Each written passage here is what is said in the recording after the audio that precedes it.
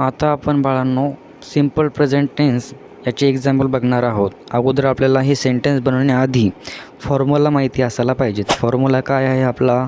Subject plus verb plus इयस किंवा yes. त्या ठिकाणी जो वर्ब असणार तो वर्ब V1 म्हणजे वर्ब पहिला, क्रिया पहिली. आता हा फॉर्म्युला झाला. आता आपण एक्झाम्पल बघूया. सब्जेक्ट घेतला आपण एक्झाम्पलमध्ये कोणताही, राम नावाचा हा सब्जेक्ट घेतला. राम प्लेज. आता आपण रामनंतर क्रिया घेतली, ती क्रिया होती आपली प्ले.